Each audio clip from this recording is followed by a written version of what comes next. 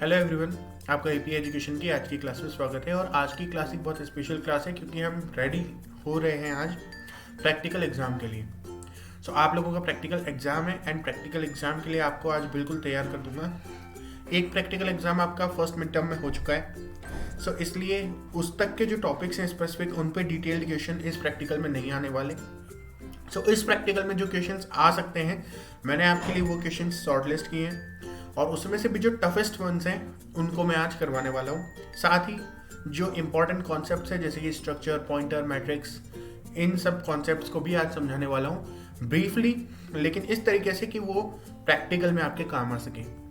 अगर आप वाकई में प्रैक्टिकल में अच्छा परफॉर्म करना भी चाहते हो और कोडिंग सीखना भी चाहते हो तो ये वीडियो आपके लिए बना है। आपको ज़रूर इस वीडियो को एंड तक देखना चाहिए। मैं सबसे पहले आपको वो क्वेश्चंस दिखा देता हूँ जो मैं आपके लिए लेके आया हूँ आज, सो दैट आप प्रैक्टिकल में अच्छा परफॉर्म कर सकेंगे।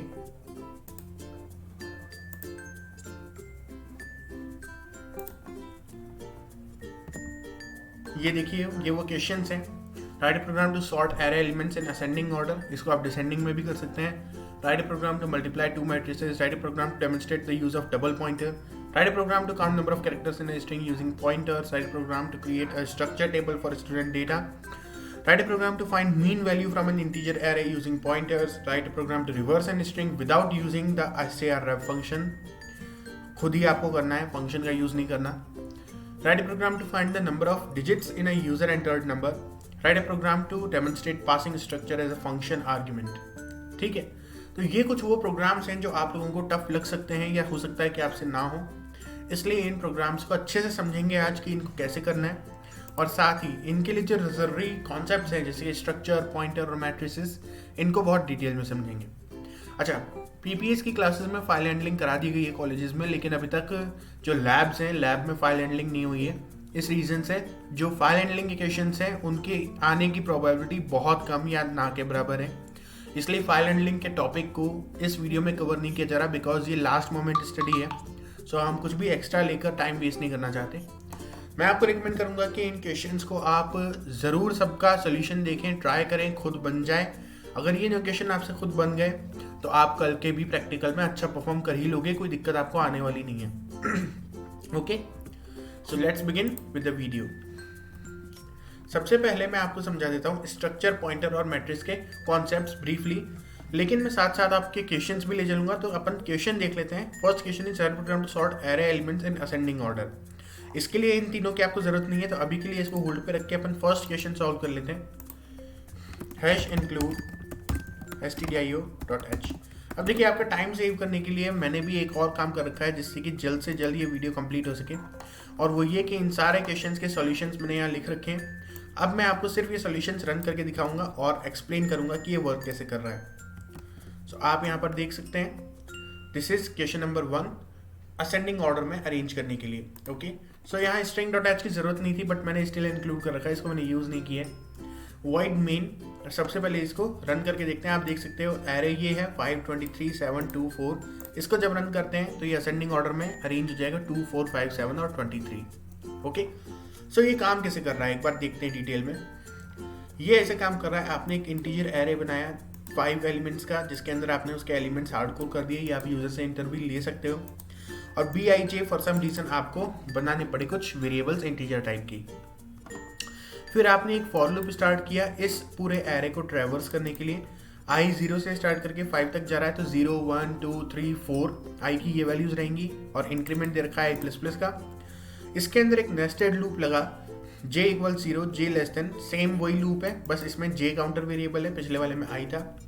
और अब हम I और j दोनों की मदद से इसी एक एरे को ट्रैवर्स करने वाले हैं। तो मैं चेक कर रहा हूँ इफ a इंडेक्स i। अब देखो, j = 0 से स्टार्ट हो रहा है, i = 0 से स्टार्ट हो रहा है। इसको मुझे एक्चुअली j = 0 के j = i से स्टार्ट करना चाहिए। एंड अब देखो, आप अगर j = i से स्टार्ट कर रहे हो तो ये बबल सॉर्टिंग कर रहा है आपकी एक तरह से। अब मैं यहाँ पे एक काम करता हूँ, इसको रन करूँगा और 23 7 5 4 2। ओके, ये डिसेंडिंग ऑर्डर हो गया। और अब मैं क्या करता हूँ, इसको चेंज कर देता हूँ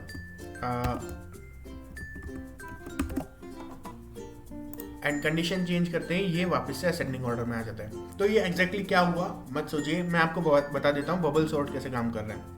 तो बबल सॉर्ट बेसिकली ऐसे काम करता है कि सबसे पहले वो आपके इस एरे को ट्रैवर्स करेगा। जैसे कि मैं यहाँ पर अपना एरे ले लेता हूँ 5 23 7 2 4।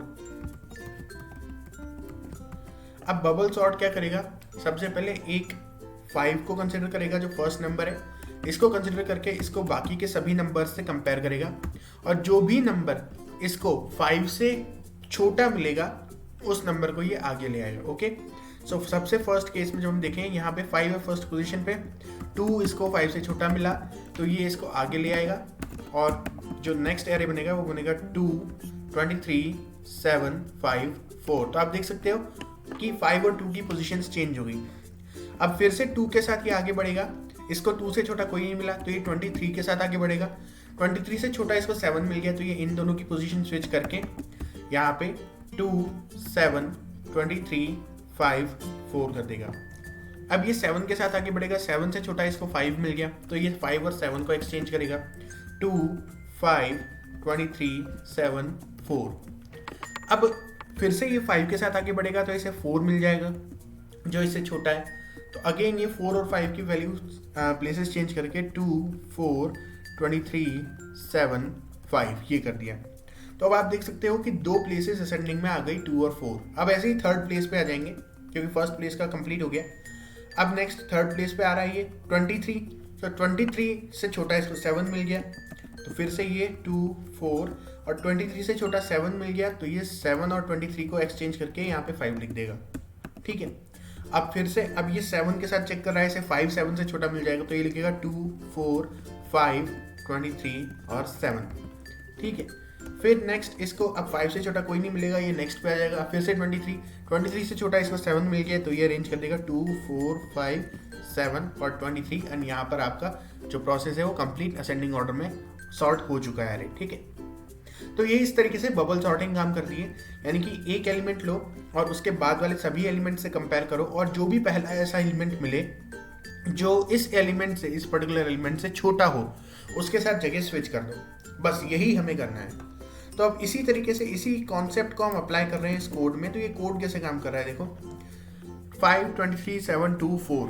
अब इसके अंदर पहले एक i की मदद से और फिर एक j की मदद से लूप चला, देन a इंडेक्स i जो था वो हमने चेक किया क्या वो बड़ा है a इंडेक्स j से। ओके, तो यानी कि अगर a इंडेक्स j कौन सा है, जो बाद वाली वैल्यू है जिसके साथ हम एक पर्टिकुलर वैल्यू को कंपेयर कर रहे हैं। i की हर एक वैल्यू के लिए j की सारी वैल्यूज वेरी करेंगी। i की वैल्यू 0 है तो j 1 से लेके 4 तक जाएगा, तो इसलिए हम i को वो कांस्टेंट मान सकते हैं और फर्स्ट वैल्यू मान सकते हैं और जो नेक्स्ट वैल्यूज हैं वो j की हैं। तो यहाँ पर हम चेक करें क्या i की जो वैल्यू a इंडेक्स i वो j की वैल्यू से बड़ा है, मतलब एरे a के अंदर इंडेक्स नंबर i पर जो वैल्यू है वो क्या एरे a के अंदर इंडेक्स नंबर j पे जो वैल्यू है उससे बड़ा है। अगर हाँ तो हमने एक यहाँ पर इंटीजर बनाया था b, उसके अंदर हमने बैकअप के तौर पे i के प्लेस पे जो वैल्यू थी वो ले ली, फिर हमने i के प्लेस पे j की वैल्यू रख दी स्वैप करने के लिए। बहुत ही सिंपल सा स्वैपिंग का प्रोग्राम है ये। और फिर हमने j की जगह पे जो बैकअप पे b के अंदर वैल्यू ली थी i की वो हमने डाल दी और स्वैपिंग कंप्लीट हो गई। फिर हमने लूप्स बंद कर दिए एंड इसके बाद एक सिंपल फॉर लूप चलाकर सारी वैल्यूज को प्रिंट करवा लिया। ओके, सो इस तरीके से ये प्रोग्राम जो है वो काम कर रहा है। आई होप कि आपको समझ में आया होगा। अब हम नेक्स्ट क्वेश्चन की तरफ बढ़ते हैं। नेक्स्ट क्वेश्चन हमारा क्या है, right a program to multiply 2 matrices. तो अब यहाँ मैट्रिक्स की बात आ जाती है, तो मैं सबसे पहले मैट्रिसेस क्या होता है, कैसे काम करता है, ये आपको समझा देता हूँ।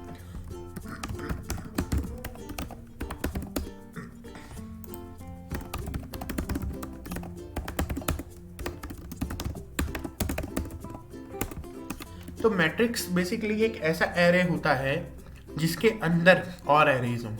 ओके, एक 2D एरे कह सकते हो आप मैट्रिक्स को, या टेबल भी कह सकते हो। एक 2D एरे ही होता है एक्चुअली, और 2D एरे का मतलब ये है कि एक ऐसा एरे जिसके अंदर खुद एरेज हो। जैसे कि अगर मैं int a बनाऊं और 5 लिख दूं और इक्वल्स 1 2 3 4 5, ये एक सिंपल सा 1 डायमेंशनल एरे है क्योंकि एक एरे है जिसके अंदर वैल्यूज है। अगर मैं इसको एक और डायमेंशन दे दूं, यानी कि 5 के आगे यहाँ 2 लिख दूं, ओके, सो इसका मतलब ये हुआ कि इसके अंदर 5 एलिमेंट्स होंगे और उस हर एक एलिमेंट के अंदर 2 एक एलिमेंट होंगे। यानी कि ये एक ऐसा एरे है जिसके अंदर 5 छोटे छोटे एरे होंगे और हर एक उस एरे के अंदर 2 वैल्यूज होंगी। यानी कि मैं इस एरे को इस तरीके से असाइन कर सकता हूँ, एक एरे, दूसरा एरे, तीसरा एरे, चौथा एरे, पांचवा एरे, और हर एक एरे के अंदर 1 2 3 4 5 6 7 8 9 10। इस तरीके से ये एक 2 डायमेंशनल एरे बन गया और इसी को हम कहते हैं मैट्रिक्स। एक एरे जिसके अंदर मल्टीपल एरेज स्टोर्ड हो उसे 2D एरे कहेंगे और वही एक मैट्रिक्स भी होता है। इसे असाइन करने का तरीका आप सामने देख सकते हो, 2 डायमेंशन बना दिए, ऐसे ही आप 3 4 5 कितने भी डायमेंशन बना सकते हो, बट अभी हमें सिर्फ 2D एरे के साथ टैकल करना है। ओके, सो ये इस तरीके से एक 2D एरे बन जाएगा, एक ऐसा एरे जिसके अंदर और एरेज हैं। ओके, सो ये पूरा का पूरा जो है ये एक सिंगल एरे है और इस एक सिंगल एरे के अंदर मल्टीपल एरेज यहाँ पर आपको देखने को मिल रहे हैं। ये है एक 2D एरे या फिर एक टेबल या फिर एक मैट्रिक्स। इस मैट्रिक्स के अंदर किसी भी एलिमेंट को अगर आप एक्सेस करना चाहते हो तो बेसिकली ये एक तरह से रो सिस्टम और टेबल, इसको टेबल की तरह विजुलाइज करो। मैं यहाँ पे इसको एंटर दबा के यहाँ ले आता हूँ और ऐसे ही मैं सबके साथ कर दूंगा। अब आपको कुछ देखने को मिल रहा है, क्या ये एक टेबल जैसा नहीं दिख रहा है? एक टेबल जैसा दिख रहा है जिसके अंदर 2 कॉलम्स हैं और 5 रोज हैं, है ना? तो कॉलम्स कितने हैं? 2 और रोज कितने हैं? 5। एक्स वाई, यहाँ पे भी वही रूल फॉलो हो रहा है, पहले एक्स आ रहा है बाद में वाई। तो number of rose is the first one and number of columns is the second one. अगर हम टेबल की नजर से देखें तो यही मैट्रिक्स में रोज और कॉलम्स में हम डिफाइन कर सकते हैं। Number of rose is first one, यानी कि ए इंडेक्स 5 है तो 5 इज द नंबर ऑफ रोज, और 2 है उसके आगे तो that is the number of columns. तो नंबर ऑफ कॉलम्स हो गए 2, नंबर ऑफ रोज हो गई 5। अब इसको अगर टेबल की तरह से देखें तो आप इस पर्टिकुलर नंबर का इंडेक्स नंबर बता सकते हो। ये पर्टिकुलर जो नंबर है 6, ये मुझे कौन सी इंडेक्स पर मिलेगा? तो ये मेरे को मिलने वाला है, मैं यहाँ पर लिखता हूँ कमेंट करके, ए इंडेक्स। सबसे पहले रो स्पेसिफाई करेंगे, रो कौन सी दिख रही है? 0 1 2 2, ठीक है। और फिर हमें कॉलम कौन सा दिख रहा है? 0 और 1 1। ओके, 0 से स्टार्ट होती है इंडेक्सिंग, तो आप कभी 1 से स्टार्ट मत कर देना। 0 कौन सी है? ये रही रो 0, फिर ये रही रो 1 और ये रही रो 2। तो रो 2 के अंदर हमारा ये एलिमेंट है। अब ऐसे ही ये रहा कॉलम 1 और ये रहा कॉलम 2, या ये कहें कि ये रहा कॉलम 0, कॉलम इंडेक्स 0, इंडेक्सिंग 0 से स्टार्ट होती है, और ये रहा कॉलम 1। तो हमने कॉलम 1 दे दिया, रो 2 दे दी, और इस तरीके से हम इस एलिमेंट को एक्सेस करेंगे। ओके ओके, सो ये था एक टेबल की फॉर्म में इस मैट्रिक्स को देखना। इसी तरीके से हम एक्सेस करते हैं। ओके, बस इससे ज़्यादा इसमें कुछ स्पेशल नहीं है, सिंपल वही सारे एरे वाले कॉन्सेप्ट हैं। अब हम आ जाते हैं अपने क्वेश्चन के ऊपर। Right a program to multiply 2 matrices. तो मैथ्स में आप सबको ये आता है कि 2 मैट्रिसेस को मल्टीप्लाई कैसे किया जाता है, राइट? ये तो आपको आता ही होगा कि अपन मैथ्स में 2 मैट्रिसेस को कैसे मल्टीप्लाई करते हैं। बस एकदम एग्जैक्टली वही सेम चीज़ हम यहाँ पे कर रहे हैं। मैं ये कोड आपको समझा देता हूँ। ये देखिए, तो यहाँ मैंने मैट्रिक्स ली है 2, एक है 1,2 और 2,3, एक है 2,3 और 3,4। इनको आप एक मैट्रिक्स आप पेपर पे ड्रॉ कर सकते हैं। जब आप इसको रन करेंगे तो इनका प्रोडक्ट आपको 8, 11, 13 और 18 दिख रहा है। तो यही होने वाला है इसका एक्चुअल करेक्ट ऑर्डर। ओके, तो इन 2 मैट्रिसेस का प्रोडक्ट इसने प्रिंट कर दिया। कैसे किया देखते हैं। आपको ये तो पता ही है कि मैनुअली मैट्रिक्स को कैसे मल्टीप्लाई करते हैं। ओके, जो एक फर्स्ट वाली मैट्रिक्स है उसका फर्स्ट एलिमेंट फर्स्ट रो और फर्स्ट कॉलम से उठाते हैं, उसको मल्टीप्लाई करते हैं सेकंड मैट्रिक्स के 1 1 से, फिर उसमें ऐड करते हैं फर्स्ट मैट्रिक्स के 1 2 और सेकंड मैट्रिक्स के 2 1 से, है ना। अब ये चीज़ एक कॉपी पे मैं ज़्यादा अच्छे से समझा पाऊंगा, जो कि फिलहाल मेरे पास नहीं है। सो आप इस चीज़ को समझ सकते हैं। वैसे भी आपको पता है कि मैट्रिक्स को मल्टीप्लाई कैसे करते हैं। सो यहाँ पे क्या हो रहा है, मैंने 2 मैट्रिक्स सिंपली डिफाइन कर दिए और मैंने एक तीसरी मैट्रिक्स ली जिसके अंदर मैं इनका प्रोडक्ट स्टोर कर सकूं। और डेफिनेटली जब इनका ऑर्डर हमने सेम लिया है तो इसका ऑर्डर भी सेम ही रहेगा। ओके, सो आप कौन सी मैट्रिक्स का ऑर्डर ले रहे हो, आप कोई भी मैट्रिक्स प्रोवाइडेड नहीं होगी कि आपको इस मैट्रिक्स को मल्टीप्लाई करना है। तो आप अपनी मर्जी से चाहे तो यही सेम मैट्रिक्स ले लें और यही सेम ऑर्डर ले लें, वरना आपको कैलकुलेशन करनी पड़ेगी। ये सब कैलकुलेशन मैथमेटिकल है, इसमें ज़्यादा कुछ प्रोग्रामिंग नहीं है। ओके, सो एंड आई जे के आपको 3 वेरिएबल बनाने हैं। 3 लूप आएंगे यहाँ पे, नेस्टेड लूप आ रहा है। एक है आई के रेस्पेक्ट में, फिर हर एक आई की वैल्यू के लिए, आई की हर एक वैल्यू के लिए जे की वैल्यू 0 और 1 रहेगी। आई की वैल्यू कहाँ से जा रही है, 0 है और 1 है, और आई की दोनों वैल्यूज के लिए जे की वैल्यू 0 रहेगी और 1 भी रहेगी, और जे की दोनों वैल्यूज के लिए के की वैल्यू 0 और 1 दोनों रहेगी। ओके, सो यहाँ नेक्स्ट होता जा रहा है। और सी इंडेक्स आई इंडेक्स जे, क्योंकि आपको पता है कि बाय डिफॉल्ट गार्बेज वैल्यू होती है, उसको इनिशियलाइज कर दिया 0 से जे वाले लूप के अंदर, ताकि आई और जे हमको दोनों मिल चुके हैं। तो अब नेक्स्ट हम जिस एलिमेंट को, सी के जिस एलिमेंट को कैलकुलेट करने वाले हैं उसको पहले 0 कर दिया, ताकि उसके अंदर गार्बेज वैल्यू का कोई इफेक्ट ना रहे। फिर हम के का लूप स्टार्ट कर रहे हैं, और के की वैल्यू स्टार्ट करते ही हमने सी इंडेक्स आई इंडेक्स जे, जिसके अंदर अपन को कैलकुलेट करना है रिजल्ट, उसमें प्लस कर दिया। क्या प्लस कर दिया, ए इंडेक्स आई इंडेक्स के। ओके, तो ए की इंडेक्स आई यानी कि रो आई और कॉलम के ले रहे हैं। देन बी की जिस, अब इसका जो अपन ने रो लिया ना, वो इसका कुछ नहीं लेंगे, जो इसका कॉलम लिया वो इसका रो हो जाएगा। एंड देन उस एक रो के लिए 1 मतलब 0 और 1 दोनों कॉलम्स आएंगे, तो इसलिए हम जे का यूज कर रहे हैं। तो आप इस एक्सप्रेशन को अगर समझ नहीं पा रहे हो तो याद रख सकते हो, सी इंडेक्स आई इंडेक्स जे प्लस इक्वल्स ए इंडेक्स आई इंडेक्स के मल्टीप्लाइड बाय बी इंडेक्स के इंडेक्स जे। तो जो इसमें कॉलम्स में आ रहा है वही बी की रो बन रहा है, और इसमें रो के अंदर आई आ रहा है तो बी के अंदर रो में जे आ रहा है। ओके, ये आपको याद रखना पड़ेगा। अगर आप इसको समझ सकते हो तो बहुत अच्छा। आप मैनुअली मैट्रिक्स को मल्टीप्लाई करने की कोशिश करो तो आपको समझ आ जाएगा कि यहाँ पे ये ऑर्डर किस तरीके से आ रहा है। ओके, सो बेसिकली हम वही कर रहे हैं, इसकी जो हमने रो ली उसको हम उस एक पर्टिकुलर रो के लिए जो इसका कॉलम है उसे दूसरी मैट्रिक्स का रो बना के उसके दोनों जो कॉलम्स हैं उससे अपन वैल्यू ले लेते हैं। इसी तरीके से मल्टीप्लिकेशन होता है। ये करने के बाद हमने तीनों लूप्स को क्लोज कर दिया और हमारा जो सी मैट्रिक्स है वो पूरी कैलकुलेट हो चुकी है। इसके बाद हमने सिर्फ वापस से 2 लूप स्टार्ट किए आई और जे के अंदर, और आई प्लस प्लस जे प्लस प्लस करके आपने और पूरी की पूरी जो सी मैट्रिक्स थी उसको प्रिंट आउट करवा लिया। ओके, अगर आपको ये क्वेश्चन टिपिकल लग रहा है कोई बात नहीं, ये टिपिकल हो सकता है। अगर लग रहा है तो सिर्फ इतना याद रखिए, आपको 2 फॉर लूप स्टार्ट करने हैं, और जो आपका फाइनल एरे बनने वाला है उस एक फाइनल एरे के अंदर आपको आई और जे की जो वैल्यू है, इस वैल्यू, ये जो इंडेक्स है इसमें जो वैल्यू है उसको 0 कर देना है। फिर आपको एक तीसरा लूप स्टार्ट करना है, और फिर ये पर्टिकुलर स्टेटमेंट सी इंडेक्स आई इंडेक्स जे प्लस इक्वल्स ए इंडेक्स आई इंडेक्स के मल्टीप्लाइड बाय बी इंडेक्स के इंडेक्स जे। इस एक एक्सप्रेशन को याद रख लो, मेमोराइज कर लो, यही लिख देना एग्जाम में और ये आपका वर्क कर जाएगा। ठीक है, तो इसकी मदद से हम ये आउटपुट देख रहे हैं। आई होप कि आपको समझ में आया होगा। नहीं समझ में आया तो ये कोड आपके पास लास्ट में मैं आपको दे दूंगा, प्रोवाइड कर दूंगा, तो आप इसको दोबारा विजिट कर सकते हैं। Then write a program to count number of characters in a string using pointers. Okay, लेकिन इससे पहले write a program demonstrate the use of double pointer. Double pointer का यूज, तो पहले मैं आपको बता दूं पॉइंटर क्या होता है। ओके, मुझे पता है हो सकता है मैं थोड़ा फास्ट जा रहा हूँ, बट स्टिल ये ज़रूरी है क्योंकि ये लास्ट मिनट प्रिपरेशन है, it's a kind of marathon, इसलिए फास्ट जाना मेरा ज़रूरी है। बाकी मैंने सारे कॉन्सेप्ट्स आपको, ऑलमोस्ट सारे कॉन्सेप्ट्स समझा रखे हैं अपनी क्लासेस में, तो अगर आप रेगुलरली देखते हैं तो आपको समझ में आ गया होगा।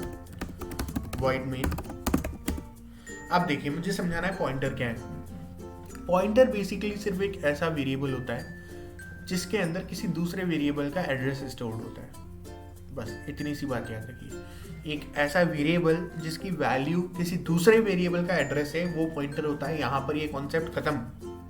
अब पॉइंटर को यूज कैसे करते हैं, जैसे मैंने int 5 बनाया, int a = 5, और अब मैं एक पॉइंटर बनाना चाहता हूँ जो इस a को पॉइंट करे, तो मैंने क्या लिखा, int *a = *a नहीं *b नाम रखूंगा, यूनिक होना चाहिए नाम, एंड a। तो मैंने क्या किया, एक पॉइंटर वेरिएबल बनाया b। कैसे बना ये पॉइंटर वेरिएबल, इस एस्ट्रिक से डिनोट हो रहा है कि एक पॉइंटर टाइप वेरिएबल है, और इसको मैंने value they the and a, यानी a का जो भी एड्रेस है वो मैंने इसको दे दिया। इस इंट का क्या मतलब है, देखो ये जो b है ये इंटीजर टाइप वेरिएबल नहीं है, ये एक पॉइंटर है, बट ये इंट क्या बता रहा है कि जिस पर्टिकुलर वेरिएबल का एड्रेस b स्टोर करने वाला है वो वेरिएबल इंटीजर टाइप का होना चाहिए। ओके, सो ये इंट b का टाइप नहीं बता रहा बल्कि उस वेरिएबल का टाइप बता रहा है जिसको b पॉइंट करने वाला है, यानी जिसका b पॉइंटर है। तो फिलहाल b जो है वो मैंने a से कनेक्ट कर दिया है, b के अंदर मैंने वैल्यू दे दी a की। अब आप इसको अगर printf के अंदर वैल्यू प्रिंट करना चाहें थ्रू b, आप लिख सकते हैं %d, वैल्यू एट b। और वैल्यू एट बी का मतलब है एस्ट्रिक। ओके, एस्ट्रिक को आप वैल्यू एट पढ़ सकते हैं, एस्ट्रिक को आप वैल्यू एड कर सकते हैं। और अगर आप केवल बी लिखेंगे तो आपको एड्रेस मिलेगा सिर्फ, जैसे कि इसको मैं एस्ट्रिक मिटा के रन करता हूँ तो आपको ये इंटीजर टाइप एड्रेस मिल रहा है। एड्रेस हेक्साडेसिमल होता है बट आपको इंटीजर टाइप मिल रहा है क्योंकि आपने %d फॉर्मेट स्पेसिफायर लगा के इसको प्रिंट किया है। अगर आप वैल्यू एड ऑपरेटर लगा दोगे यानी इस एस्ट्रिक लगा दोगे तो आपको एक ही वैल्यू मिल जाएगी जो कि है 5, यानी बी के अंदर जिस वेरिएबल का एड्रेस है उस वेरिएबल की वैल्यू क्या है वो यहाँ पे प्रिंट हो रहा है। तो यहाँ पे 5 प्रिंट हो गया क्योंकि मैंने एक ही वैल्यू 5 दे रखी है। ओके, ये हो गया पॉइंटर का कॉन्सेप्ट। अब डबल पॉइंटर क्या होता है? एक ऐसा पॉइंटर जो किसी दूसरे वेरिएबल का एड्रेस स्टोर कर रहा है एंड इन दैट केस वो दूसरा वेरिएबल खुद एक पॉइंटर है जो किसी तीसरे वेरिएबल का एड्रेस स्टोर कर रहा है। यानी एक ऐसा पॉइंटर जो किसी दूसरे पॉइंटर का एड्रेस स्टोर कर रहा है और वो दूसरा पॉइंटर में भी किसी तीसरे वेरिएबल का एड्रेस स्टोर कर रहा है, वो हो गया डबल पॉइंटर का कॉन्सेप्ट। तो मैं यहाँ पे int double asterisk c equals and b लिख सकता हूँ, तो ये डबल पॉइंटर बन गया। और अब यहाँ पे क्या हो रहा है, एक डबल पॉइंटर है सी जो बी का एड्रेस स्टोर कर रहा है। अब मैं वैल्यू एट बी लिख सकता हूँ और मैं प्रिंट एफ करके %d वैल्यू एट सी लिख सकता हूँ। ओके, सो वैल्यू एट यानी कि क्या वैल्यू है, वैल्यू एट सी, यानी सबसे पहले आप अंदर से स्टार्ट करेंगे। सी है, सी के अंदर एक एड्रेस है, उस एड्रेस पे क्या वैल्यू है, तो वो एक्चुअली बी का अंदर जो वैल्यू है उसकी बात हो रही है, तो वो ए का एड्रेस है। अब उस एक एड्रेस पे क्या वैल्यू है, तो ए के एड्रेस पे क्या वैल्यू है, वो हो गया 5। इसका आंसर भी आपको 5 ही मिलने वाला है। ओके, 5, यहाँ 55 नहीं है, मैंने स्लैश एन लगाया तो ये 5,5 हो गया। आई मीन ये दोनों ही 5 है। ओके, सो वैल्यू एट सी। सी क्या है, उसके अंदर एक एड्रेस है ए का, सी के अंदर एड्रेस है बी का। अब जो बी का एड्रेस है उस पर क्या वैल्यू है, उस पर एड्रेस है ए का, और जो ए का एड्रेस है उस पर क्या वैल्यू है 5। तो वही है वैल्यू एट सी, यानी कि इस पॉइंटर से अगले पॉइंटर पे जाओ। एक वैल्यू एट का मतलब हो गया सी से बी पे गया, और फिर एक और बार वैल्यू एट का मतलब हो गया बी से ए पे गया। ओके, सो सी से बी पे गया, बी से ए पे गया, 2 बार जा रहा है जंप करके, इसलिए 2 बार एस्ट्रिक लगा यहाँ पे। ओके, आई होप आप समझ गए होंगे।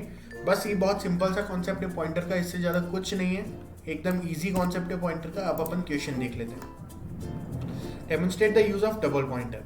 तो डबल पॉइंटर का यूज डेमोन्स्ट्रेट करना है, तो मैं एक्चुअली ये क्वेश्चन आपको ऑलरेडी करा दिया अभी, लेकिन फिर भी मैं एक बार आपको दिखा देता हूँ कि मैंने जो क्वेश्चन लिखा है। देखिए इसमें क्या हो रहा है, मैंने एक सिंपल मेन के अंदर आप देखें इंट a इक्वल्स 5 एक वेरिएबल बना दिया। फिर मैंने एक पॉइंटर वेरिएबल बनाया b जिसके अंदर मैंने a की वैल्यू ले ली, a का एड्रेस ले लिया। फिर एक पॉइंटर वेरिएबल बनाया c जिसके अंदर मैंने b का एड्रेस ले लिया, और फिर मैंने वैल्यू एट c प्रिंट किया, और फिर वैल्यू एट b को मैंने चेंज करके 6 कर दिया। फिर मैंने वैल्यू एट b प्रिंट किया। तो अब यहाँ पर आपको आउटपुट क्या देखने को मिलेगा, 5 और 6। यहाँ एक्चुअली a की ही वैल्यू चेंज हुई है, यहाँ जो भी दोनों वैल्यूज हैं 5 और 6 ये दोनों a की ही वैल्यूज है, बट सबसे पहले हम उसे चेंज करने से पहले प्रिंट कर रहे हैं, फिर हम उसको चेंज करने के बाद प्रिंट कर रहे हैं। तो चेंज करने से पहले हमने कैसे प्रिंट किया, डबल पॉइंटर की मदद से, यानी वैल्यू एट सी से हमने प्रिंट किया, सी से बी पे गया, बी से ए पे गया और उसकी वैल्यू प्रिंट कर दी। उसके बाद हमने वैल्यू एट बी यानी डायरेक्टली बी यानी सिंगल पॉइंटर से एक्सेस किया, और उसको वैल्यू एट बी को हमने 6 बना दिया, जिससे अब a की वैल्यू 6 हो गई क्योंकि a is the value at b। और फिर जो वैल्यू एट b था हमने उसको प्रिंट कर दिया, तो वैल्यू एट b चेंज होगी 6 हो गया है, a की वैल्यू चेंज होगी 6 हो गई है, इसलिए यहाँ पे 6 प्रिंट हो गया। ओके, सो ये क्वेश्चन डन है। नेक्स्ट देख लेते हैं, write a program to count number of characters in a string using pointers. तो एक स्ट्रिंग के अंदर कितने कैरेक्टर्स हैं ये अपन को फाइंड आउट करना है यूजिंग पॉइंटर्स। तो एक स्ट्रिंग क्या होता है, स्ट्रिंग एक 2D एरे होता है या 1D एरे होता है। जब एक ऐसा एरे बनाते हो जिसके अंदर स्ट्रिंग्स मल्टीपल स्टोर्ड होती हैं तो वो एक 2D एरे हो जाता है, और जब सिर्फ एक ही स्ट्रिंग की बात कर रहे हैं तो वो एक 1D एरे होता है, कि एरे ऑफ कैरेक्टर्स। ठीक है, स्ट्रिंग को आप किस नज़र से देखेंगे, it's an array of characters.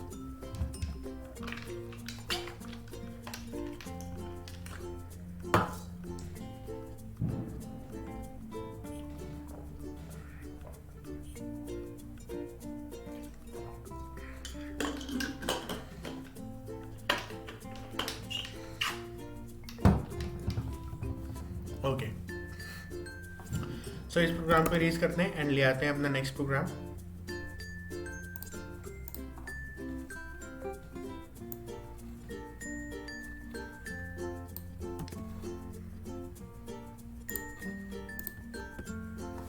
ये देखिए, हमें काउंट करना है कि एक पर्टिकुलर स्ट्रिंग के अंदर कितने एलिमेंट्स हैं। तो जब भी आपको कोई एक काम दे रखा है और कह रखा है कि पॉइंटर से करो, तो आप उसे बिना पॉइंटर के करो। एक बार ध्यान से सुनो मैं क्या कर रहा हूँ। आप उसे बिना पॉइंटर के करो और बिना पॉइंटर के कर लेने के बाद में आप देखो कि वहां कहाँ पे आप पॉइंटर का यूज जबरदस्ती ला सकते हो, और जबरदस्ती कहीं भी पॉइंटर यूज कर दो एक क्रूशियल पोजीशन पे, ये नहीं कि आपने कहीं भी पॉइंटर यूज कर दिया, तो वो आपका क्वेश्चन कंप्लीट है। इस क्वेश्चन में देखते हैं, हमने एंटर द स्ट्रिंग का, हमारा मोटिव है स्ट्रिंग में कितने कैरेक्टर्स आ रहे हैं ये काउंट करके बताना। मैंने एंटर द स्ट्रिंग, देखो number of characters in string provided is 8। Okay, सही काउंट कर लिया इसने।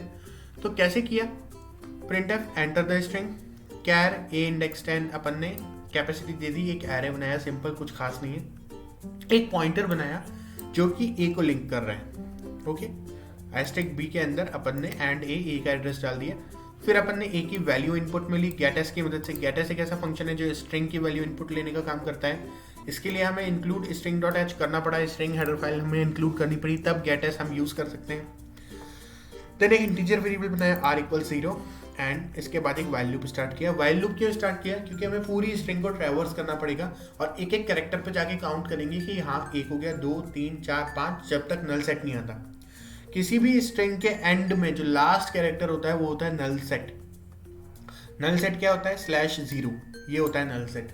तो जो लास्ट कैरेक्टर है वो नल सेट होता है, तो हम तब तक काउंट करते रहेंगे जब तक हमें नल सेट की वैल्यू नहीं मिल जाती। तो वही मैंने यहाँ पे लिखा है, वाइल एक लूप लगा दिया, एस्ट्रिक बी यानी वैल्यू एट बी। बी क्या है, एक पॉइंटर, और उसके अंदर एड्रेस है ए का, तो वैल्यू एट बी का मतलब है वैल्यू एट ए। अब वैल्यू एट ए तो एरे है, तो जब भी आप एक एरे का पॉइंटर बनाते हो तो उसकी जो 0th इंडेक्स होती है बाय डिफॉल्ट पॉइंटर उसी एक इंडेक्स का बनता है। यानी बी ए इंडेक्स 0 को पॉइंट कर रहा है इस वक्त, पूरे एरे को एक साथ पॉइंट नहीं कर रहा, वो एक ही इंडेक्स 0 यानी फर्स्ट एलिमेंट को पॉइंट कर रहा है।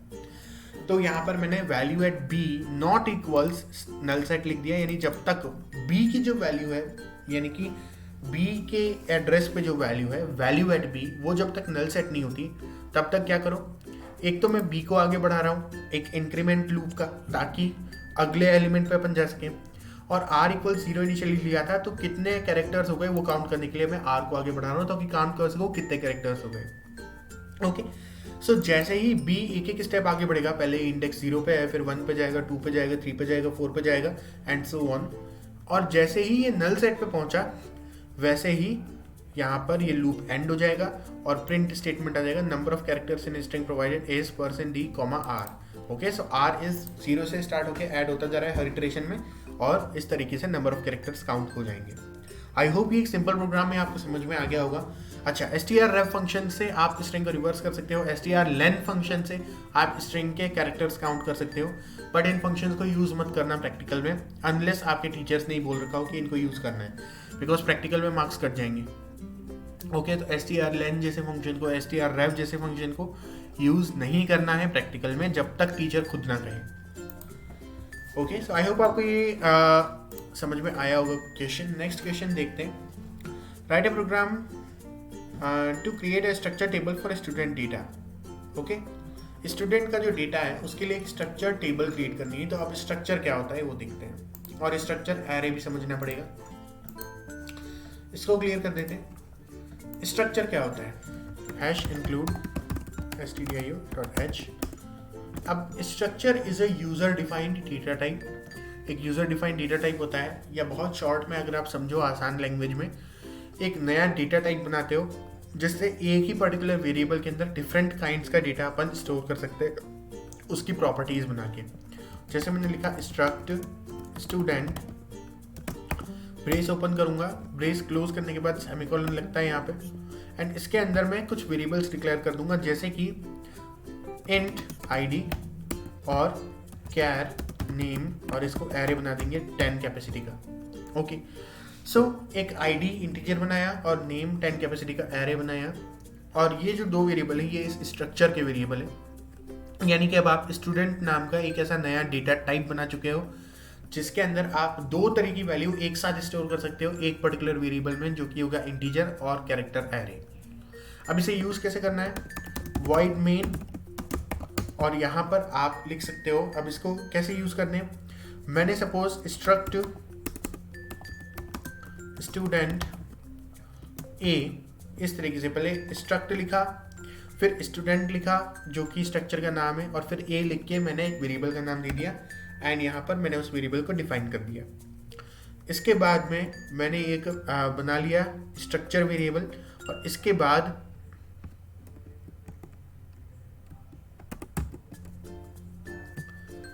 आपको इसको एक वैल्यू देनी है। मैंने लिख दिया ए डॉट, डॉट से उसके अंदर के जो वेरिएबल्स हैं उसको आप एक्सेस कर सकते हो। जैसे मैंने ए डॉट आई डी लिखा, तो ये जो स्ट्रक्चर वेरिएबल है ए, इसके अंदर जो वेरिएबल है आई डी, उसकी वैल्यू की भी मैं बात कर रहा हूँ।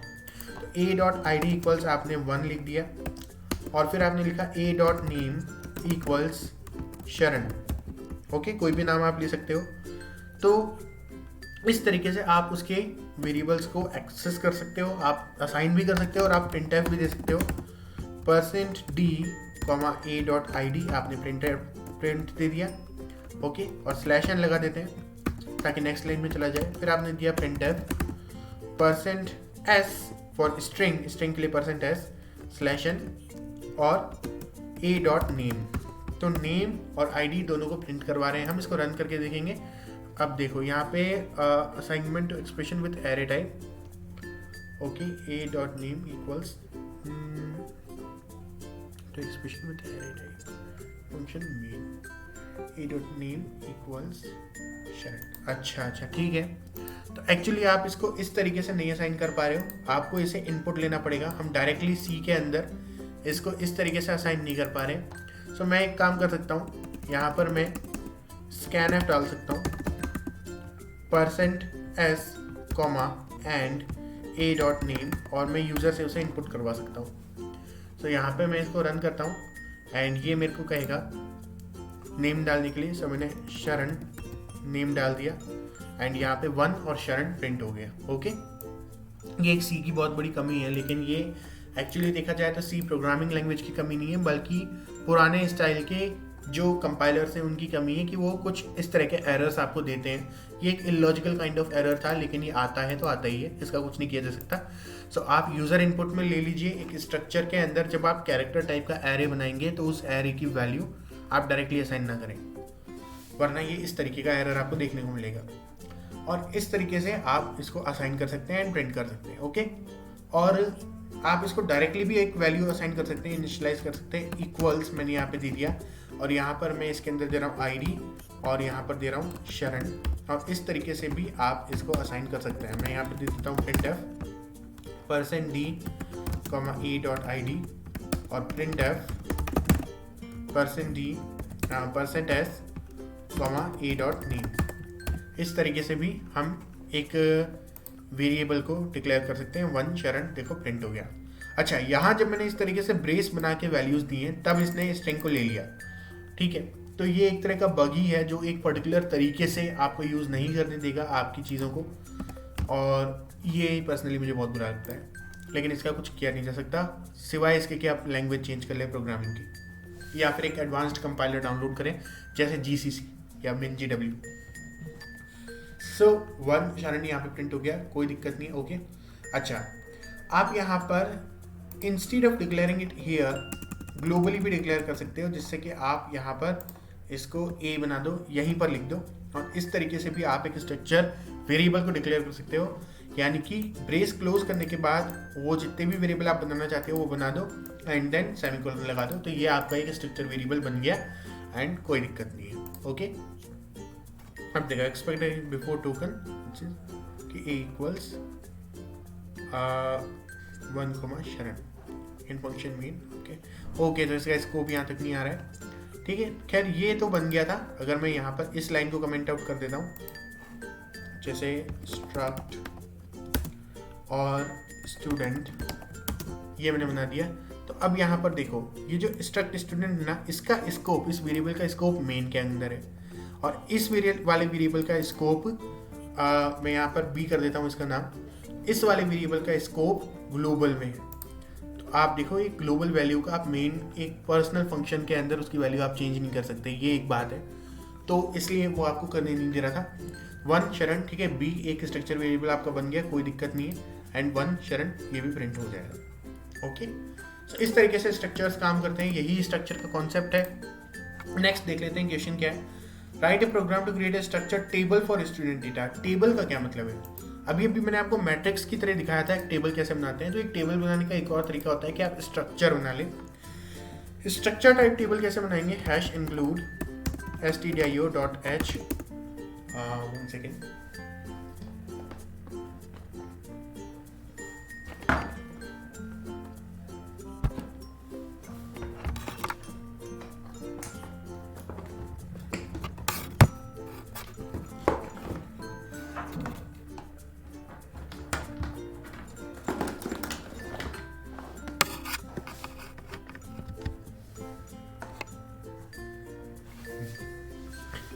सो आप अगर एक ऐसा एरे बनाते हो, स्ट्रक्चर बना के, मैंने लिखा स्ट्रक्ट स्टूडेंट, यहाँ लिख दिया मैंने इंट id कैर नेम, और एक स्ट्रक्चर बना के सिंपल सा void मेन स्टार्ट करता हूँ मैं, और इसके अंदर मैं स्ट्रक्ट स्टूडेंट टाइप का एक एरे बनाता हूँ। डबल एस नहीं लगाऊंगा क्लास की स्पेलिंग में, क्योंकि ये कीवर्ड है, तो मैं सिर्फ CLAS क्लास लिखूंगा, एंड इसको मैं एक एरे बना दूंगा 5 स्टूडेंट्स का, और इक्वल्स में कर दूंगा नथिंग, क्योंकि अभी हम इसको असाइन नहीं कर रहे हैं। बस, तो जब आपने एक स्ट्रक्चर बनाया, स्ट्रक्चर अंदर के 2 वैल्यूज हैं, ठीक है, एक है इंटीजर, एक है कैरेक्टर। तो स्ट्रक्चर का जब आप एरे बनाओगे ना, तो इसके अंदर जो वैल्यूज हैं जैसे इंटीजर और कैरेक्टर यानी ID और नेम, ये बन जाएंगे कॉलम्स। जो स्ट्रक्चर की वैल्यूज हैं, स्ट्रक्चर के अंदर जो उसकी प्रॉपर्टीज हैं या उसके अंदर की वेरिएबल, इंटरनल जो वेरिएबल है वो ID और नेम बन जाएंगे कॉलम्स, और ऐसे मल्टीपल स्ट्रक्चर वेरिएबल्स साथ में इकट्ठा होकर बन जाएंगे रोज। तो यहाँ पे स्ट्रक्ट स्टूडेंट टाइप के 5 वेरिएबल बनेंगे, ये पांचों एक एरे में होंगे, और इन पांचों में 2 कॉलम होंगे, एक होता है नया ID और एक होता है नेम। तो इस तरीके की एक टेबल बन जाएगी जिसमें कॉलम्स होंगे ID, नेम, और रोज होंगी 0, 1, 2, 3, 4 जो कि इंडेक्स नंबर्स हैं। ओके, इस तरीके की एक टेबल बन जाती है। तो यही एक स्ट्रक्चर टेबल होती है, या एक एरे, एक 2D array made using an structure. Okay, so एक array of structure variables is also a 2D array या एक मैट्रिक्स, वही काम हो रहा है यहाँ पर। तो अब write a program to create a structure table for student data. अब ये प्रोग्राम मैं आपको बता सकता हूँ क्योंकि अब मैंने आपको सारे कॉन्सेप्ट्स एक्सप्लेन कर दिए। तो इसको कॉपी कर लेते हैं एंड यहाँ पर पेस्ट करेंगे। अब आप देखो, इसको जब मैं रन करता हूँ, ये मेरे से पूछ रहा है एंटर द ID, मैंने लिखा 1, enter the name Abhay, enter the ID 2 Ayushman, 3 Aditya, 4 अंकित, 5 अनुज। और अब देखो यहाँ पर पूरी टेबल प्रिंट हो चुकी है ID और नेम के साथ में, 1 अभय, 2 आयुष्मान, 3 आदित्य, 4 अंकित, 5 अनुज। इस तरीके से ये टेबल बन गई। ओके, सो ये कोड कैसे काम कर रहा है? stdio और स्ट्रिंग 2 हेडर फाइल्स मैंने इंक्लूड कर ली। फिर मैंने एक सिंपल सा मेन के अंदर ही एक स्ट्रक्चर बना दिया, एक लोकल स्ट्रक्चर। आप मेन के बाहर भी बना सकते हो, अंदर भी बना सकते हो, ऊपर भी बना सकते हो, नीचे भी बना सकते हो, कहीं भी बना सकते हो, अनटिल एंड अनलेस आप स्ट्रक्चर का सिंटैक्स जो है वो सही फॉलो कर रहे हो। तो वाइड मेन के अंदर एक स्ट्रक्चर बना लिया, स्टूडेंट ID और नेम, वही सेम 2 वेरिएबल देके सेम स्ट्रक्चर बना लिया। फिर मैंने सिमिलरली एक एरे बना लिया जैसा अभी मैंने बताया था स्ट्रक्चर का। देन मैंने एक इंटीजर वेरिएबल बनाया I, और I को 0 से 5 में इटरेट करा दिया, यानी 0, 1, 2, 3, 4 तक आई जाएगा। फिर मैंने इन 5 वैल्यूज के लिए लिखा एंटर द ID। ओके, और फिर मैंने डायरेक्टली स्कैनफ कर लिया, जो एरे है उसकी एक इंडेक्स स्पेसिफाई की जो कि है I, तो उसकी रो स्पेसिफाई की मैंने, एरे की रो स्पेसिफाई की जो कि है I, यानी कि 0 या 1 या 2 या 3 वॉट एवर इट इज। और फिर उस एक रो में मैंने ID वाले कॉलम की बात की, तो मैंने लिखा है and address of class index I dot ID, यानी रो तो हो गई I वाली, टेबल कौन सी है, क्लास, रो हो गई आई, कॉलम हो गया आईडी और उसका एड्रेस, ये मैंने स्कैनएफ में दिया है, तब जाके %d फॉर्मेट स्पेसिफायर है और मैं जो वैल्यू एंटर करूंगा वो अपनी सही जगह पे पहुंच जाएगी। फिर enter the name and similarly इस बार मैंने दिया है एंड क्लास, टेबल है क्लास, इंडेक्स यानी रो है आई और कॉलम है इस बार नेम। तो क्लास टेबल की ith रो के नेम वाले कॉलम के एड्रेस को मैंने यहाँ पे लिख दिया एड्रेस ऑफ ऑपरेटर लगा के, और उसके अंदर %s फॉर्मेट स्पेसिफायर की मदद से मैंने एक स्ट्रिंग को स्कैन कर लिया। ओके, सो इस तरीके से मैंने जो वैल्यूज है उनको स्कैन किया है एंड देन मैंने एक सिंपल सा स्टेटमेंट प्रिंट किया है, इसमें कोई कॉम्प्लेक्स चीज़ नहीं है, आईडी और नेम का एक फॉर्मेट बनाने के लिए।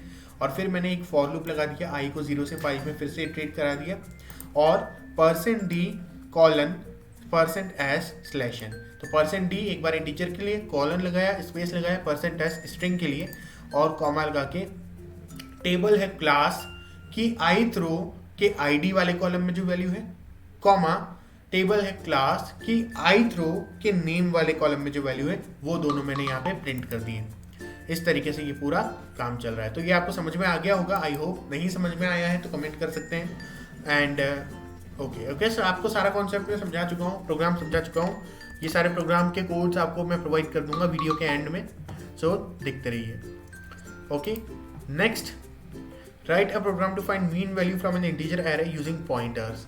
मैंने कहा था जब भी यूजिंग पॉइंटर लग रहा है पहले बिना पॉइंटर के करो और फिर कहीं भी डाल दो, जहां पॉसिबल है पॉइंटर का यूज डाल दो, इंजेक्ट कर दो।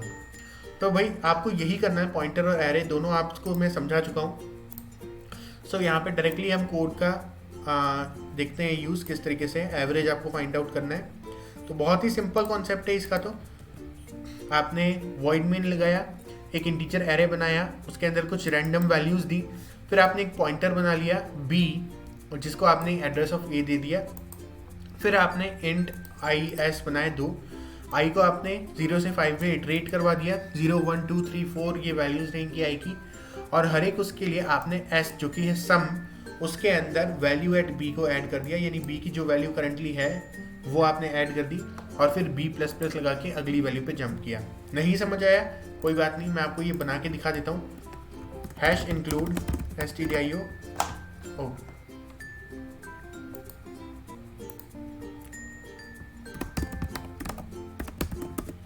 void main, और अब यहाँ पे क्या करना है, एक मिनट, मैंने कोई क्वेश्चन स्किप किया क्या? Write program to find mean value from an integer है, और नहीं, कोई क्वेश्चन स्किप नहीं है। एक इंटीजर वेरिएबल बनाया है a, इसको मैंने 5 कैपेसिटी देके बस सिंपली एक कोई भी रैंडम वैल्यूज के साथ बना लिया एक एरे, इसमें कोई कॉम्प्लेक्सिटी नहीं है। फिर मैं अब बिना पॉइंटर का यूज़ किए इसको ऐसे ही करूँगा। तो मैंने एक इंटीजर वेरिएबल बनाया s, ठीक है, सम को कैलकुलेट करने के लिए इनिशियली इसको 0 कर देंगे, और एक इंटीजर वेरिएबल i इटरेट करने के लिए इसको भी इनिशियली 0 कर देंगे।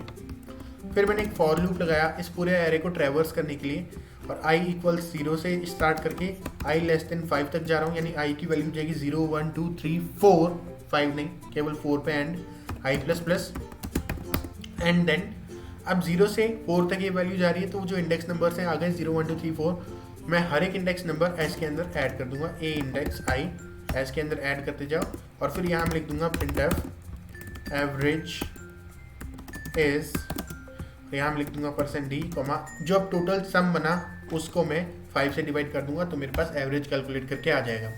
अब यहाँ मैंने पॉइंटर्स का यूज़ नहीं किया, ऐसे ही बना लिया। एक बार चेक करेंगे क्या एवरेज सही आ रहा है, एवरेज इज 3, ओके सही आ रहा है। अब मैं पॉइंटर का वैल्यू यूज़ करूँगा, तो पॉइंटर का यूज़ यहाँ कहाँ कर सकते हैं, तो मैंने सोचा a इंडेक्स i यहाँ पर मेजॉरिटी ऑफ यूज़ है, तो इस a वेरिएबल को यूज़ करने की जगह पॉइंटर वेरिएबल यूज़ कर लेते हैं। तो मैंने a का एक पॉइंटर वेरिएबल बना लिया, int *b equals and a, array का पॉइंटर वेरिएबल यानी एरे की 0th इंडेक्स को पॉइंट कर रहा है। फिर मैंने क्या किया, यहाँ पर a इंडेक्स i लिखने की जगह वैल्यू एट b लिख दिया, तो वैल्यू एट a इंडेक्स 0 हो गया इसका मतलब, और फिर मैंने हर एक इटरेशन में b++ कर दिया, यानी कि जो वैल्यू है b के अंदर क्या है, b के अंदर a की वैल्यू नहीं है, b के अंदर a का एड्रेस है, तो प्लस प्लस करने से जस्ट उसका नेक्स्ट जो ब्लॉक है एड्रेस का उस पर बी जंप कर जाएगा, यानी ए इंडेक्स 0 से ए इंडेक्स 1 पे, फिर ए इंडेक्स 1 से 2, 2 से 3, 3 से 4, इंडेक्सिंग यहाँ पे बढ़ती जाएगी और बी आगे बढ़ता जाएगा। बस इतना सा मुझे करना है एंड देन मेरा ये जो एवरेज है कैलकुलेट होकर आ जाएगा। फिर से देखो एवरेजेस 3 आ गया यहाँ पे। ओके, तो इस तरीके से हमने पॉइंटर को जस्ट इंड्यूस किया है, इंजेक्ट किया है प्रोग्राम में। पहले हमने प्रोग्राम नॉर्मली बना लिया और फिर पॉइंटर उसके अंदर इंजेक्ट कर दिया। ये बहुत अच्छी ट्रिक है, always it will work. Next question देख लेते हैं क्या होने वाला है। So write a program to reverse an string. एक स्ट्रिंग को रिवर्स करना है and without using strrep। Okay, so reverse कैसे करना है, इस वाले प्रोग्राम को कॉपी कर लेता हूं।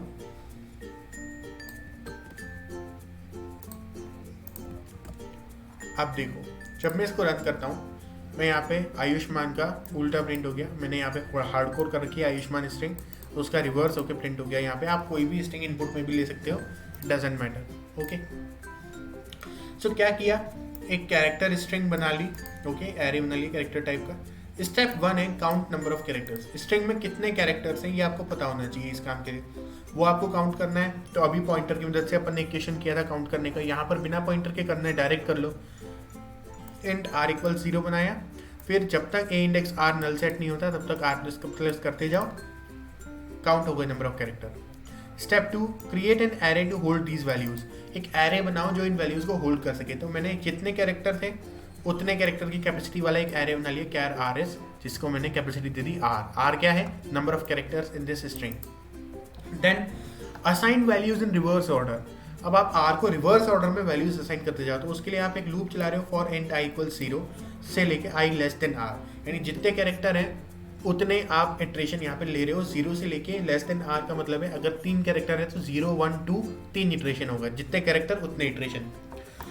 तो i इंडेक्स 0 से स्टार्ट करके अब आप rs की जो इंडेक्स i है 0 से स्टार्ट करें तो rx की इंडेक्स 0 हो गई, उसको a index r and minus i minus 1, ये r माइनस i माइनस 1 कहाँ से आया, फर्स्ट इटरेशन में i की वैल्यू क्या है 0। अब मान लो मेरे पास यहाँ पर आयुष्मान जो स्ट्रिंग है उसके अंदर 8 कैरेक्टर हैं, तो r की वैल्यू 8, i की वैल्यू 0, 8 माइनस 0 क्या हो जाएगा 8। लेकिन क्या 8 एक इंडेक्स है, नहीं, इंडेक्सिंग 0 से स्टार्ट हो रही है, तो मेरी स्ट्रिंग के अंदर 8 कोई भी इंडेक्स है ही नहीं, उसके अंदर मैक्सिमम इंडेक्स 7 है, और इस कारण से मैं उसमें से 1 माइनस कर रहा हूँ ताकि वो इंडेक्स कंपनसेट हो जाए।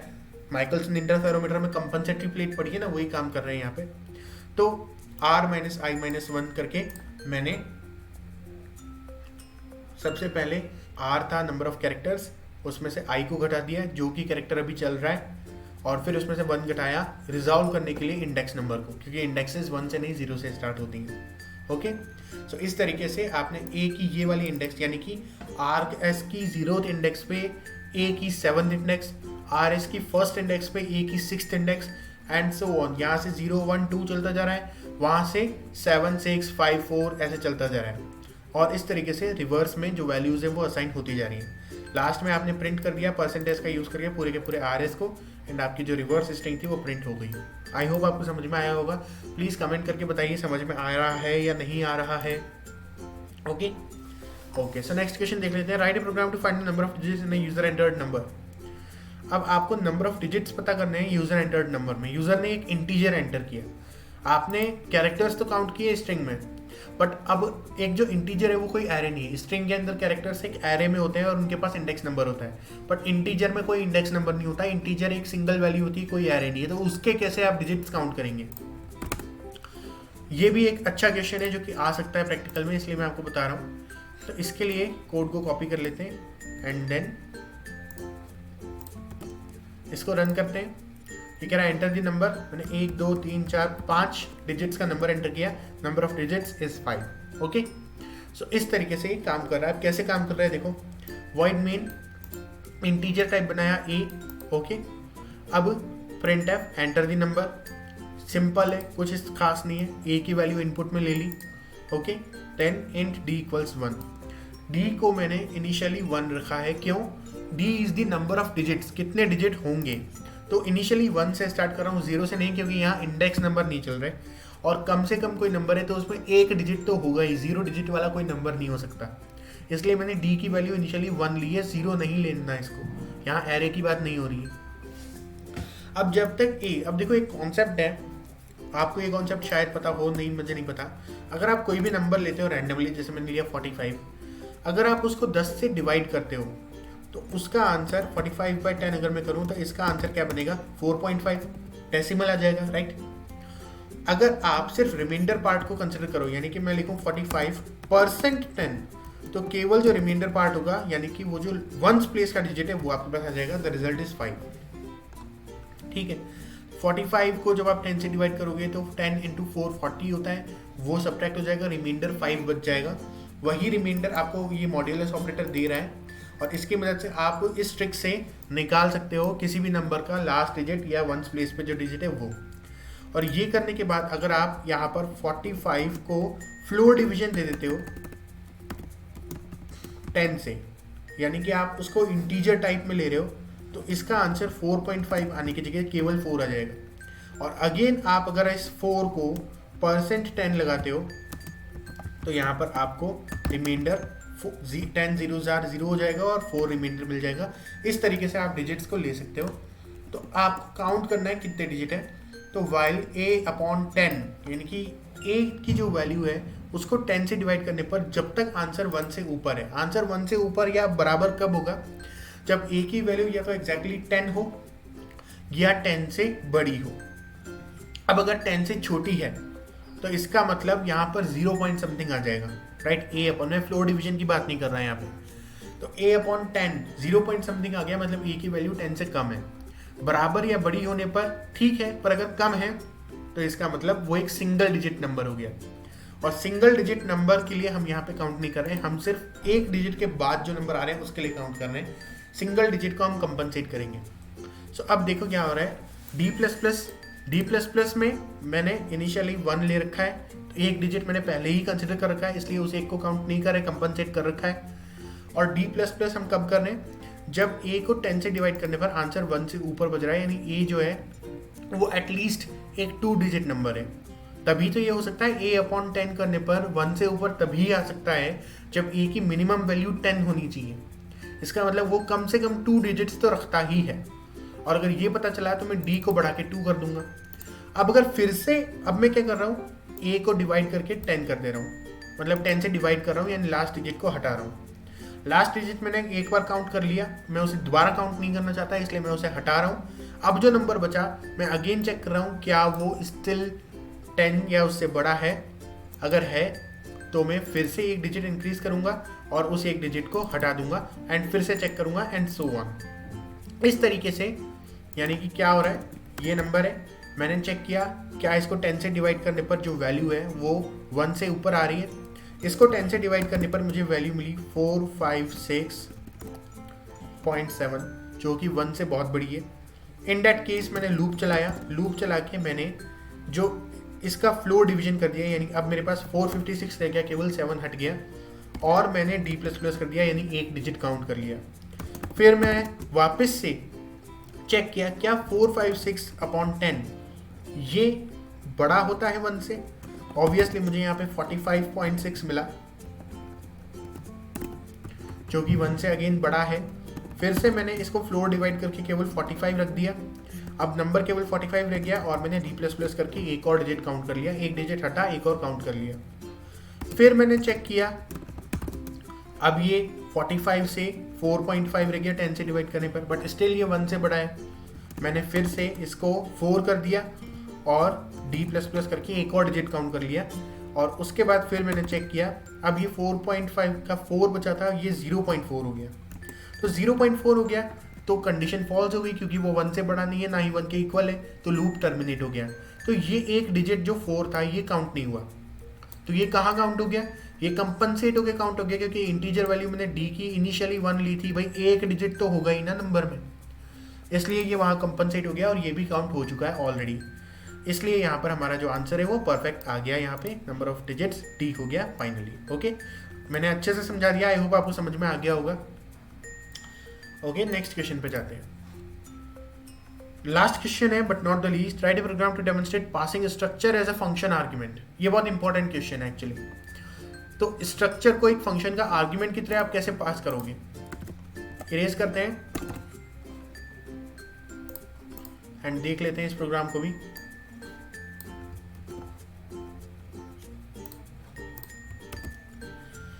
सिंपली मैंने एक स्ट्रक्चर बना लिया स्टूडेंट, वही सेम स्ट्रक्चर जिससे हम इतने टाइम से काम कर रहे हैं, और एक फंक्शन बनाया। अब देखो इसमें क्वेश्चन आपको सोचना पड़ेगा।